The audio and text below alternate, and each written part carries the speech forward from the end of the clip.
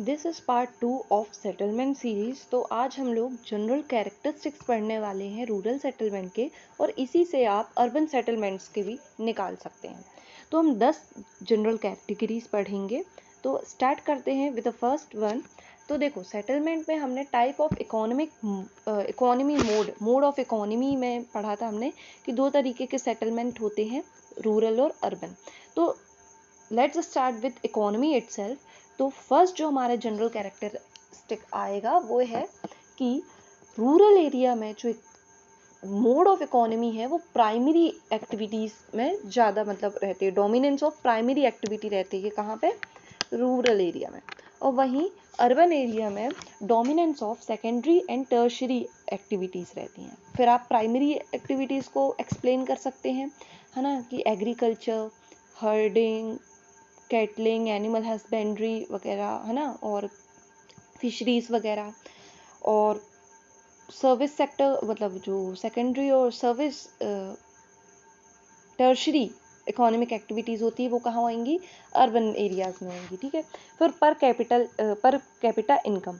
तो देखो, पर कैपिटा इनकम जो रूरल एरिया में है वो मीडियम टू लो रहती है, और जो अर्बन एरिया में है वो हाई होती है विथ अनइक्वालिटी।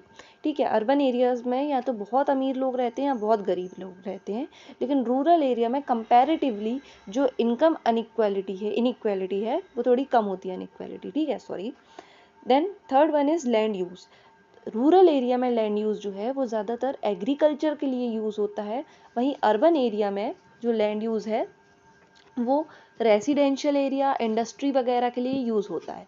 और जो रूरल एरिया में जो मोड ऑफ एग्रीकल्चर है, जो लैंड यूज़ हम एग्रीकल्चर में लगाते हैं और जो एग्रीकल्चर करते हैं वो रूरल एरिया में एक्सटेंसिव फार्मिंग होती है। वहीं अगर कहीं अर्बन एरिया में लैंड यूज़ में जो एग्रीकल्चर आ रहा है अगर, तो वो इंटेंसिव फार्मिंग होगी। अब एक्सटेंसिव और इंटेंसिव फार्मिंग क्या होती है? एक्सटेंसिव फार्मिंग वो होती है जब आप लार्ज लैंड एरिया में, बहुत बड़ा लैंड एरिया है लेकिन आप उसमें ज़्यादा इनपुट्स नहीं लगा रहे हो, फर्टिलाइज़र, हार्वेस्टर, ये सब ज़्यादा खर्चा वर्चा नहीं कर रहे हो, ज़्यादा लोगों को काम पे एम्प्लॉय नहीं कर रहे हो, है ना, और कैपिटल इन्वेस्ट नहीं कर रहे हो, है ना, और यील्ड आपकी कम आएगी, जाहिर सी बात है इसमें यील्ड कम आएगी। तो ये फार्मिंग होती है एक्सटेंसिव फार्मिंग। वहीं इंटेंसिव फार्मिंग में लैंड एरिया कम होता है, लोग ज़्यादा एम्प्लॉय रहते हैं और इनपुट्स ज़्यादा लगते हैं, कैपिटल ज़्यादा रखते हैं, और उसी से हमारी क्या यील्ड भी ज़्यादा आती है। तो ये होती है intensive farming.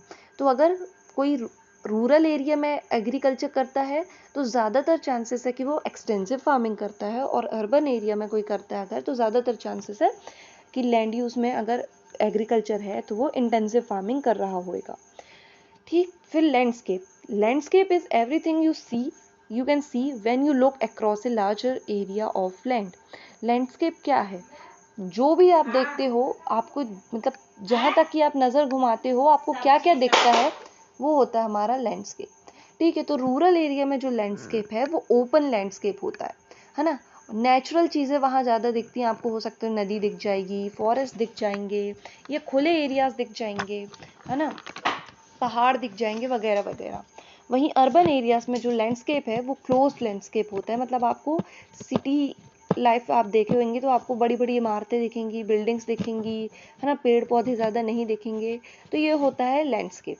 Now fifth one is basic infrastructure. तो जो रूरल एरिया में है वो बेसिक इंफ्रास्ट्रक्चर जैसे वाटर सप्लाई, है ना, एनर्जी सप्लाई, और हॉस्पिटल्स, रोड्स, स्कूल्स, है ना। तो रूरल एरिया में जो बेसिक इंफ्रास्ट्रक्चर है वो उसका लेवल लो रहता है, वहीं अर्बन एरियाज में उसका लेवल हाई रहता है। ठीक है। नाउ फिर आप इसको एक्सप्लेन कर सकते हैं आराम से, इसलिए मैं ज़्यादा टाइम नहीं ले रही हूँ इसको एक्सप्लेन करने की, राइट। फिर the sixth one is population density. तो देखो, रूरल एरियाज में जो पॉपुलेशन डेंसिटी है वो कम होती है और अर्बन एरियाज में ज़्यादा होती है। अब ऐसा क्यों होता है? पहले तो आप डेंसिटी समझो कि how many people are living within a specific area, है ना, कि कितने लोग रह रहे हैं किसी स्पेसिफिक एरिया में।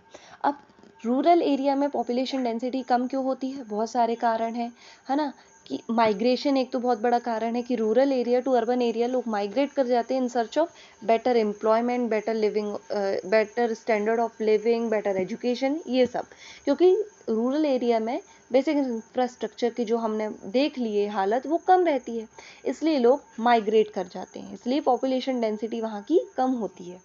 तो अभी हमने 6 जनरल कैरेक्टरिस्टिक्स पढ़े जिसमें हमने रूरल और अर्बन दोनों एरियाज को देखा कि वहाँ क्या होता है। ठीक है, अब 8 पॉइंट मैंने यहाँ लिखा नहीं है, आप ऐसे बना लेंगे कि 8 पॉइंट है होती है सोशल लाइफ। ठीक है, तो सोशल लाइफ जो रूरल एरियाज में होती है वो ज़्यादा इंटीमेट होती है, और वहीं अर्बन एरियाज में मतलब सोशल लाइफ ज़्यादा एक्टिव नहीं होती, क्योंकि देखो ज़्यादातर होता है कि लोग बहुत ज़्यादा होते हैं, एक दूसरे को बहुत अच्छे से जानते नहीं हैं due to their busy lifes और बिजी शेड्यूल्स, है ना। कई बार तो हम आसपास के लोगों को भी नहीं जानते, आस पड़ोस के लोगों को। ठीक है, तो सोशल लाइफ में भी आप मान सकते हैं कि रूरल एरिया में ज़्यादा इंटीमेसी होती है, और वहीं अर्बन एरियाज में क्या होता है, थोड़े दूर दूर होते हैं लोग, है ना। 7 पॉइंट्स हमने देखे जिसमें आप बता सकते हैं, तो जल्दी से रिवाइज कर लेते हैं। सबसे पहला domination of economic activity, second per capita income, third land use, fourth landscape, then fifth is basic infrastructure, then sixth is population density, and then अब हम स्पेसिफिकली रूरल एरिया की बात करेंगे, रूरल सेटलमेंट की बात करेंगे। तो रूरल सेटलमेंट में जो फंक्शंस होते हैं ना वो कुछ इस प्रकार होते हैं, जैसे कल्टीवेशन ऑफ क्रॉप्स कि कोई भाई एग्रीकल्चर में लगा है, डोमेस्टिकेशन कोई जो है पशुपालन कर रहा है, कोई फिशिंग वाले कार्यक्रम में लगा है ना, और लंबरिंग एक्टिविटीज़ मतलब अगर जंगल है तो पेड़ एड़ की कटाई वटाई चल रही है, उसी से बेच रहे हैं और कमा रहे हैं। ठीक है, तो ये सब होती है जो मेजर फंक्शंस होते हैं, जो वर्क परफॉर्म किए जाते हैं रूरल सेटलमेंट्स में। ठीक है, ज़्यादातर रूरल सेटलमेंट में जो सेंटर में आप देखो छोटे होते हैं, तो सेंटर में क्या होता है, मार्केट होता है, रिलीजियस प्लेसेस होती हैं, शॉप्स वगैरह होती हैं। फिर अगर हम बात करें रूरल और अर्बन एरिया में कुछ डिफरेंस की, तो इनके में सोशल रिलेशनशिप, एटीट्यूड और आउटलुक को लेके एक बहुत बड़ा डिफरेंस होता है। रूरल पीपल जो हैं वो थोड़े लेस मोबाइल होते हैं, मतलब वो ज़्यादा